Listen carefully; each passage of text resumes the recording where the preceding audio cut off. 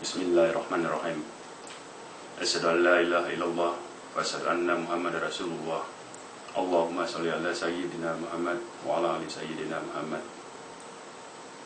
Assalamualaikum warahmatullahi wabarakatuh. Dengan ini saya sampaikan bahwa hingga hari ini saya masih belum mendatangi markas besar Kepolisian Republik Indonesia semata-mata bukan karena saya ingin lepas dari tanggung jawab atau saya ingin melarikan diri, tetapi saya menginginkan pemerintah Susilo Bambang Yudhoyono melakukan penegakan hukum yang adil, yaitu dengan cara membubarkan Ahmadiyah. Karena akar persoalan dari apa kejadian yang terjadi pada tanggal 1 Juni yang lalu di Silang Monas adalah akibat dari pemerintah yang tidak berpegang dan berpijak serta taat pada hukum yang berlaku di Republik ini. Saya menuntut azas-azas hukum, supremacy of law maupun equality before the law itu juga diberlakukan dan berlaku sama terhadap diri seorang presiden dengan menaati hukum dan perundang-undangan, yaitu penetapan Presiden nomor 1 tahun 65 junto Undang-Undang nomor 5 tahun 69, bahwa masalah Ahmadiyah sebagaimana yang sudah diputuskan dalam rapat Pakor Pakem adalah sebuah akidah yang sesat dan tidak bisa lagi dinegosiasikan. Untuk membuktikan pernyataan Presiden yang merespon begitu cepat peristiwa 1 Juni di Silang Monas dengan menyatakan ingin menegakkan hukum, maka saya tuntut terlebih dahulu Presiden untuk menjalankan hukum, karena ia adalah pejabat publik yang pertama-tama dituntut untuk memberikan contoh kepatuhan kepada hukum dan perundang-undangan yang ada di Indonesia. Yang kedua, saya ingin sampaikan bahwa sekelompok orang yang menamakan diri Aliansi Kebangsaan untuk Kebebasan Beragama dan Berkeyakinan atau AKKBB ini adalah agen-agen asing dan antek-antek imperialisme barat. Mereka inilah orang-orang yang sejak dulu menjual isu Timur Timur sehingga Timur Timur lepas dari Indonesia, menjual isu kemiskinan, menjual isu tentang demokrasi, tentang ketertindasan, dan sekarang menjual isu agama semata-mata hanya untuk kepentingan uang dan perut semata-mata. Karena saya tahu ada aktivis-aktivis yang tergabung di dalam AKKBB ini juga dulunya adalah aktivis Solidamor yang memperjuangkan pelepasan Timur Timur dan menjual isu Timur Timur kepada asing. Mereka ini sekarang bergerak di dalam AKKBB, dan saya menuntut kepada mereka agar segera dibubarkan berdasarkan Undang-Undang Keormasan nomor 8 tahun 1985, bahwa mereka ini telah menerima dana asing tanpa seizin dari pemerintah.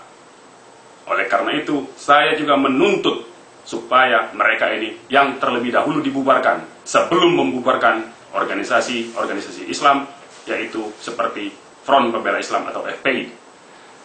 Saya menghimbau kepada umat Islam untuk menjaga persatuan dan merapatkan barisan, serta selalu siap siaga dan memobilisir semua sumber daya yang ada untuk memperjuangkan tegaknya syariat Islam dan memperjuangkan Islam, serta menjaga agar tidak dipecah belah oleh agen-agen asing ini. Peristiwa yang terjadi pada 1 Juni yang lalu itu bukanlah peristiwa antar FPI dengan elemen-elemen atau ormas-ormas Islam lainnya, tetapi itu adalah adu domba dan pecah belah yang sengaja diciptakan oleh apa yang menamakan dirinya AKKBB, yang tidak lain dan tidak bukan adalah antek-antek imperialis dan antek-antek Zionis Israel. Yang ketiga, saya ingin menyerukan juga bahwa bukti-bukti bahwa pemerintahan ini sangat lemah dan didikte oleh asing, yaitu dengan keberadaan laboratorium Namru II yang sejak tahun 2000 lalu beroperasi tanpa izin, tanpa dasar hukum. Tetapi Presiden Susilo Bambang Yudhoyono telah membiarkan begitu saja sebuah operasi militer yang dikendalikan oleh Angkatan Laut Amerika Serikat tanpa diganggu sedikit pun. Bahkan orang-orang di lingkaran istana menjadi perpanjangan tangan dari kepentingan Amerika Serikat, yaitu untuk memperpanjang Laboratorium Namru II.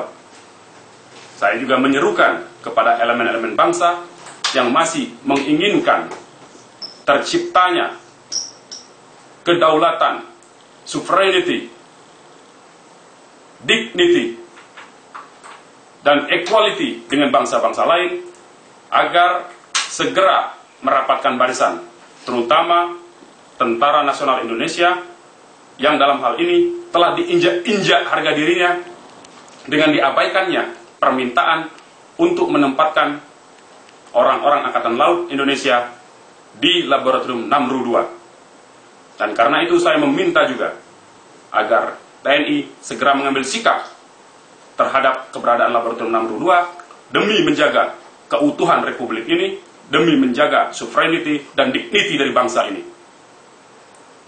Oleh karenanya, saya menyerukan bahwa apa yang terjadi pada saat sekarang ini tidak lain dan tidak bukan adalah bagian dari perang global yang dipimpin oleh Amerika Serikat.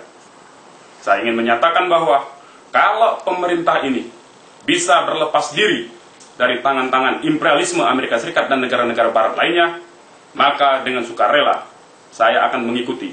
Akan tetapi apabila pemerintah masih tetap menunjukkan kepatuhannya kepada negara-negara imperialis dan Zionis, maka saya akan terus melakukan perlawanan. Walaupun fisik saya, tubuh saya, raga saya ada dalam penjara, dan saya siap untuk mengorbankan dan mewakafkan diri saya untuk perjuangan melawan imperialisme barat demi tegaknya hukum Allah di muka bumi ini.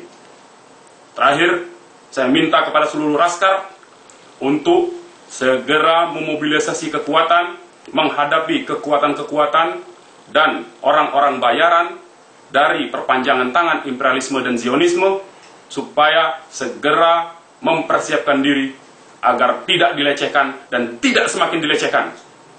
Allahu Akbar, Allahu Akbar, Allahu Akbar.